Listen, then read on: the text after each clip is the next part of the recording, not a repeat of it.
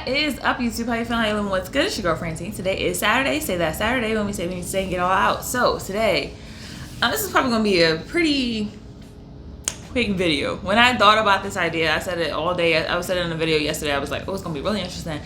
And then I kind of did a little bit of research, and then I realized this might be a short video.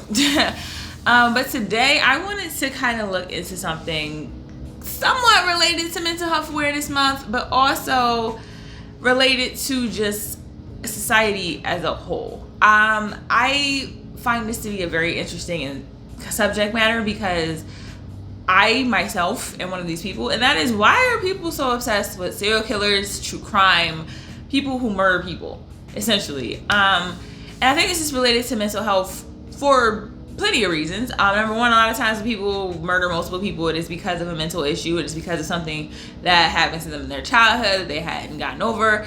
And number two, because I think it says something about us mentally. Like I said, I'm a person, I'm really big into true crime. Recently, for the last week, literally every day, I've been watching a YouTuber on here called Eleanor Neal, I think her name is. She is like really good at making true crime videos, and I've literally been binge watching it for the last week. And they're like hour-long videos, and they're so interesting. But why are we so interested by people who kill people? Like, I guess maybe in my nerd head was just like, that doesn't make any sense. Like, we see people when they have mental illness and we don't really pay much attention to it, but then when they snap and they do something crazy, quote unquote, we're really interested. We're like, oh, we gotta understand why. Like, why is this happening? When does this happen? How does this happen? Like, how? But we really don't look into it before it gets to that point. And so I think that is a very interesting subject to look at, because I'm like, I'm very interested in both. I'm interested in people who have mental illness and wanting to help them and get them treatment so they don't end up in that place. But then when they do get in that place, I'm like, I'm gonna watch like 80 hours of video about this. So when I just did a little bit of research. I didn't do a really extensive research like I do for my Friday videos, but they say it's usually for 3 reasons. The first reason, survival, right? If you know why a serial killer kills people, you won't do the things that they did to get killed, right? So if you know a serial killer usually goes for remote areas, they usually go for people who don't have a lot of family, they usually go for people who live alone and are kind of isolated, or you know the idea of what people are looking for to kill people, right? Then you won't do those things, right? So I just watched a video recently about Blood Mountain, which is here in Georgia. There was apparently a serial killer on Blood Mountain. And I was like, you know what? I was going to go hiking this weekend because I didn't want to go to the gym because I was still a little scared to go to the gym. But you know what? I'm not going to do that. And it's like, that's why. Because we want to make sure that we don't do anything that puts us in danger in order to get put in situations where we might get killed, right? And then the second reason is because of how does that person get there, right? So I said the girl Eleanor Neal. I like her because she talks about people's childhoods, people's ways of how they ended up here. You know, they had a death that really killed, like they really changed their psyche. They had abusive parents. Like the way that a person becomes a serial killer, right? And so you want to look at that and you want to see, how does that manifest? How does that get you to a place where, you know, that person gets to a point where they want to kill somebody, right? Like there's plenty of people who have, you know, traumatic childhoods. There's plenty of people who have situations that happen in their life that cause them a lot of grief. But how does that person kind of snap and get into this kind of place? And the third thing, which I found really interesting, is, could it be me? Right? Because I think a lot of shows like Snapped and shows like, you know, shows where you see normal everyday people who just go and kill somebody, and you're like, I mean, I might got some anger issues, but could I kill someone? I don't think I could kill someone. Could I kill somebody? Right? And it's like, you look and you watch these shows and it kind of gets you in this headspace of like, this could literally be anybody. So maybe not, could this be me, but could this be my boyfriend? Could this be my husband? Could this be my neighbor? Because there's plenty of times where you see in these cases where the neighbor's like, yeah, you know, he seemed like a cool guy. I don't know. Like, I didn't think he could kill somebody. And it's like, let let me think twice about that person that I like come on my house. You know what I mean? Let me think twice about this guy I'm dating. Let me think twice.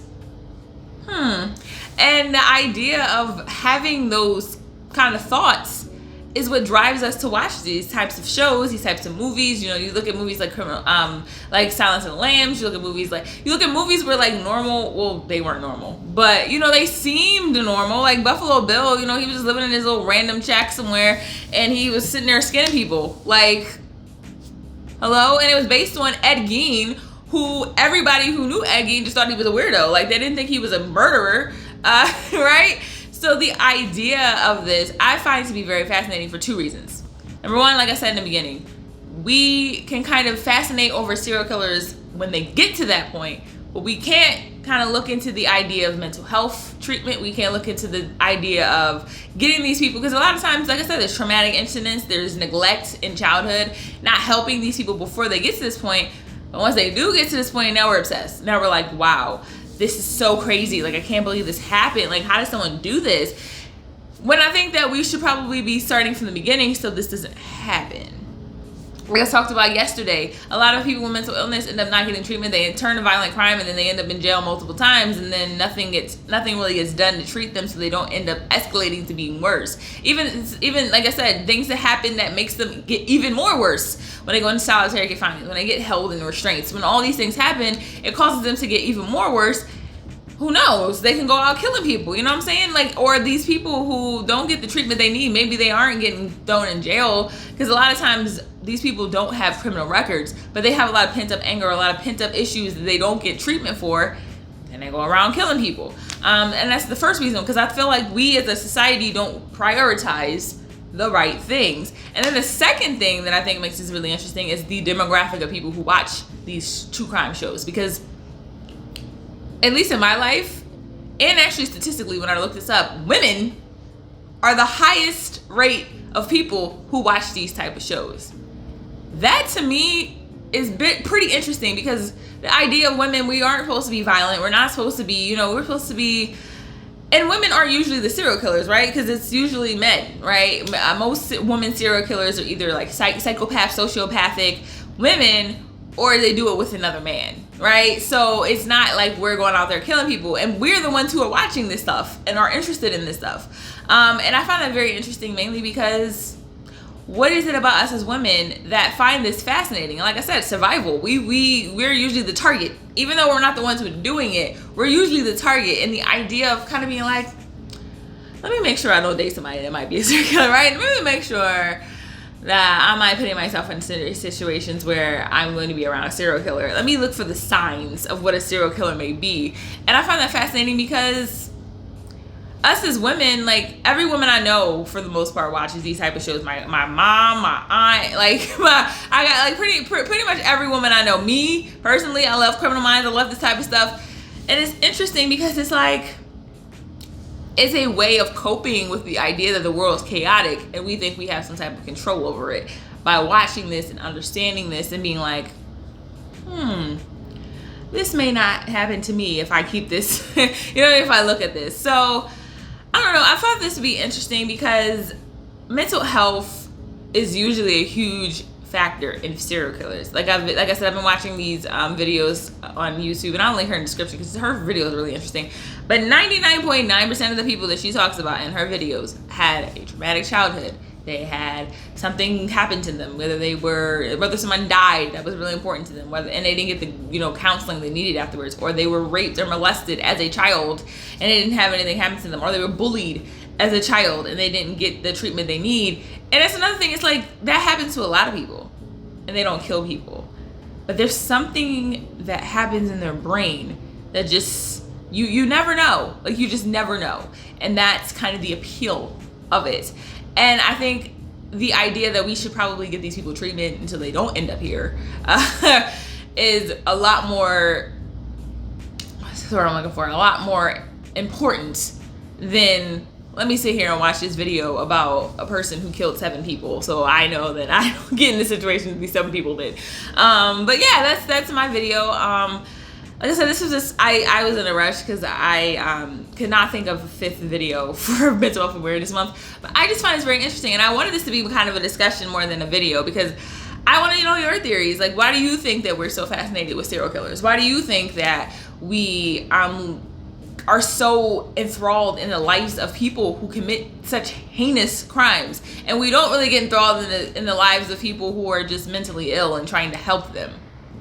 Why do you think? So that being said, I'll see y'all tomorrow for the news.